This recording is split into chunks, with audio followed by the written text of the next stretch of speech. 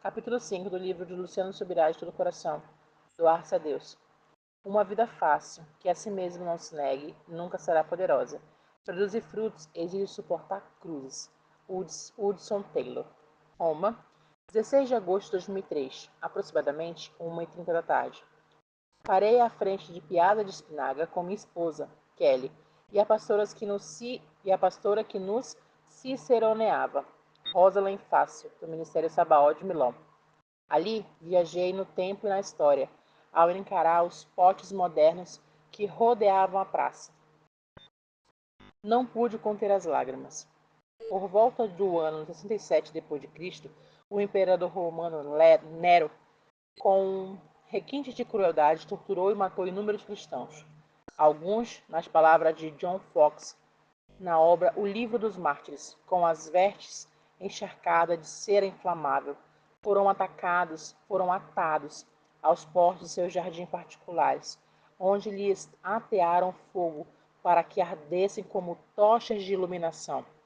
Mesmo não estando no Jardim de Nero, que fica no Vaticano, projetei corpos inocentes em chamas naqueles portos. Ao revisitar a história, chorava fortemente.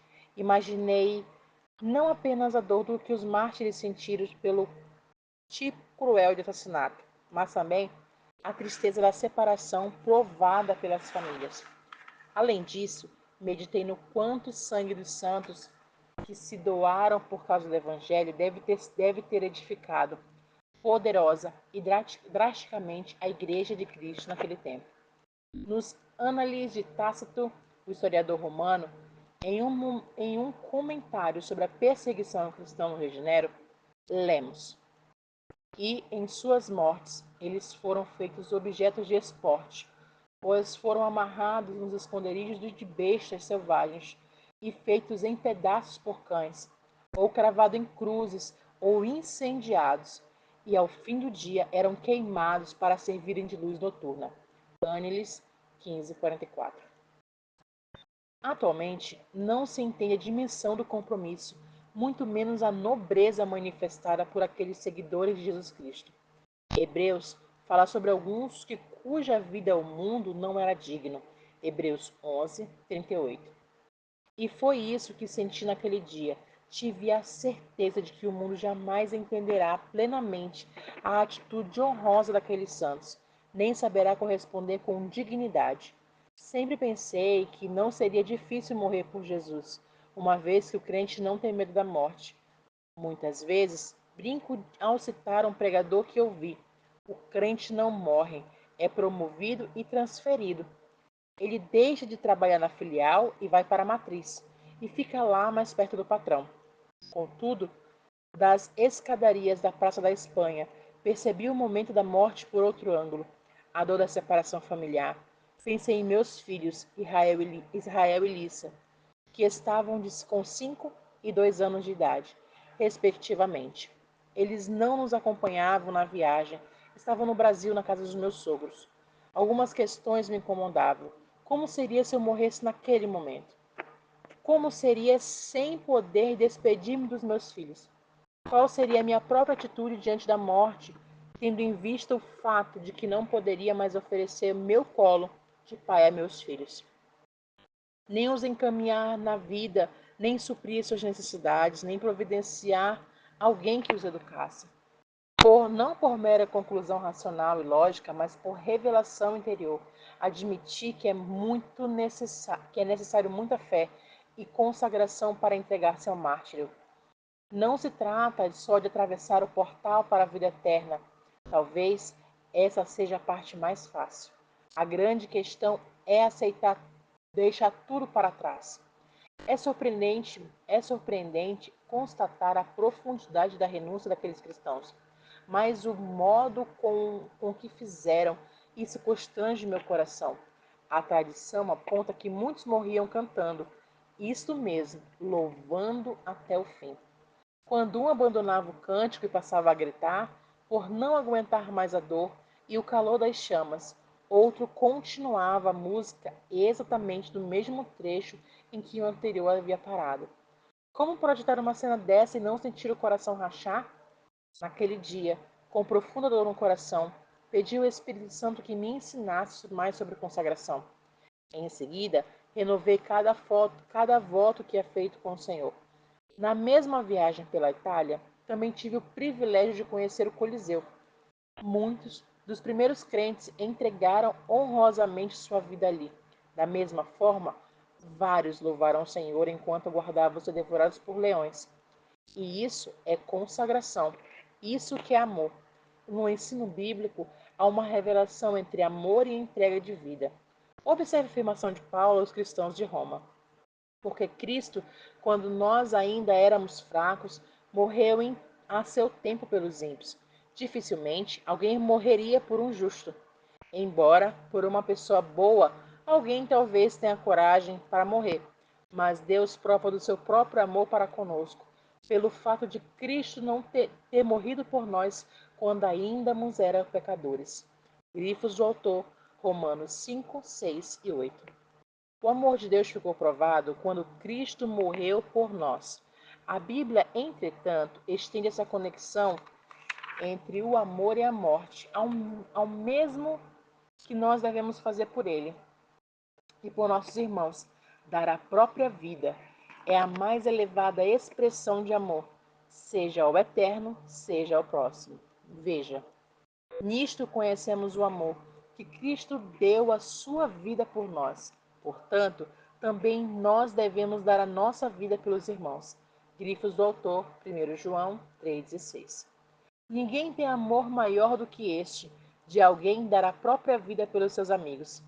Grifos do autor, João 15, 13.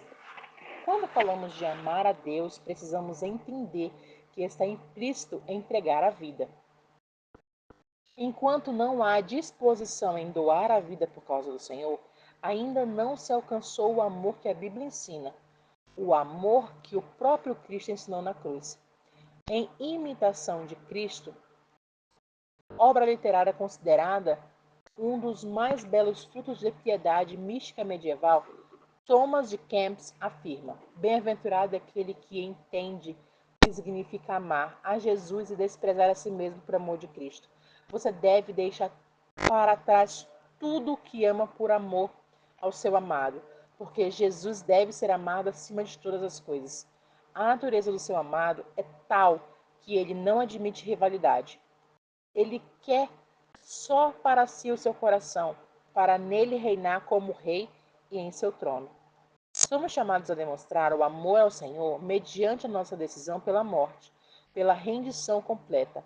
O amor de Cristo fez com que ele morresse por nós, e Deus espera que correspondamos ao seu investimento com disposição semelhante, pois o amor de Cristo nos domina, porque reconhecemos isto. Um morreu por todos, logo todos morreram. E ele morreu por todos, para que os vivem não vivam para si mesmo, mas para aquele que por eles morreu e ressuscitou. Segundo Coríntios 5, 14 e 15. O entendimento do amor sacrificial de Cristo deve produzir em nós tanto constrangimento quanto resposta. Embora muitos cristãos não demonstrem compromisso à altura, Deus deseja reverter o quadro. Creio que o Espírito de Deus há de levantar um povo no meio do seu povo. Esse grupo será tomado por paixão e servirá a Jesus até as últimas consequências. Morrer por amor. Então, convocando a multidão e juntamente seus discípulos, Jesus lhe disse: se alguém quer vir após mim, negue-se a si mesmo. Tome a sua cruz e siga-me. Pois quem quiser salvar a sua vida, a perderá. E quem perder a vida por minha causa e por causa do Evangelho, esse salvará. Marcos 8, 34 e 35. Em lugar da frase que quem perder a vida por minha causa, a tradução brasileira optou por quem perder a sua vida por amor de mim. A palavra amor não consta nos originais. Marcos fez uso do termo grego reneka, eveka, que, de acordo com Strong, significa a fim de, por causa de, por esta causa, consequentemente. Independentemente de estar ou não naquela afirmação do evangelista, o amor é o vínculo do ato de perder a vida pelo evangelho. É isso que os princípios bíblicos revelados ao longo das Escrituras levam a concluir. Morrer por ele não pode ser uma atitude desprovida de amor. Jesus enfatizou ser necessário tomar a cruz e ser discípulo. Mas o que exatamente significa tomar a cruz nos dias de Cristo? O Império Romano crucificava criminosos. Quando chegava a hora da morte, o condenado precisava pregar a própria cruz até o local onde seria morto. Era uma forma de tornar público que o prisioneiro caminhava em direção da sua condenação. Isso também aconteceu com Jesus, que foi obrigado a carregar sua cruz, inclusive em determinado momento pela provável dificuldade de fazê-lo sozinho, em razão dos sofrimentos que lhe foram infligidos. O Messias precisou de ajuda e obrigaram Simão, Cirineu, que passava vindo de um campo, pai de Alexandre e de Rufo, a carregar a cruz de Jesus. Marcos 15, 21. A expressão obrigaram, entre aspas, revela que os soldados romanos impuseram que Simão o ajudasse, ou seja, o caminho até o local da execução também importava, e não apenas a crucificação em si. Aquela caminhada precisava continuar porque havia ali um motivo para tal, impactar as testemunhas. Todos deveriam saber que uma pessoa se dirigia à morte. Ken Brower, num novo comentário bíblico de Bacon, explica: a cruz era um instrumento de execução estatal, normalmente reservado para escravos e revolucionários. Servia para aterrorizar as pessoas, que poderiam ser tentadas a desafiar a hegemonia romana. A frase "tome sua cruz" pode significar a vida transversal, sobre a qual o condenado seria crucificado no local da execução. Respondendo à pergunta que levantei, tomar a cruz, é escolher morrer para nós. Ao dizer, se alguém quer vir após mim, negue-se a si mesmo, tome a sua cruz e siga-me. Jesus não afirma que obrigará o homem a fazer coisa alguma, mas que deve partir do próprio homem a decisão de executar aquilo que é necessário a qualquer um que almeja seguir a Cristo. Negar a si mesmo, morrer para si, é mais que isso. O mestre não utilizou a figura da cruz por acaso. Ele não apenas apontou para os símbolos de morte, mas para o ritual da crucificação, com um todo, incluindo a caminhada para que o sacrifício tornasse público. Concluir-se de tomar a cruz, que tomar a cruz implica aceitar, mas também reconhecer diante de todos a própria sentença de morte. Morte para si. Só assim, negando-se, caminhando diante das testemunhas em direção à morte, é que se poderia seguir a Jesus. E contando com seus discípulos, é importante ressaltar que não se tratava de uma probabilidade, e sim de uma certeza. Devo ser repetitivo. Apesar de história comprovar que o martírio de muitos não significa que o Senhor desejasse a morte literal de seus discípulos, quando ordenou que tomassem sua cruz, demorei alguns anos para entender o princípio espiritual da abnegação implícito nas palavras de Cristo. O fato é que Deus não exige necessariamente a entrega literal de sua vida, e sim da disposição de perdê-la por amor a Ele. As primeiras gerações de crentes mantinham tal postura, e certamente deveríamos seguir esse exemplo. Se precisarmos morrer fisicamente, que morramos, mas que jamais deixamos de morrer para o nosso eu, nosso ego, nossa carne, nossos desejos desalinhados, nosso coração enganoso, e que todos vejam nossa caminhada de morte. Madame Guyon afirmou: é impossível amar a Deus sem amar a cruz. Deus nos dará a cruz, e a cruz nos dá a Deus. Fim da primeira parte do capítulo 5.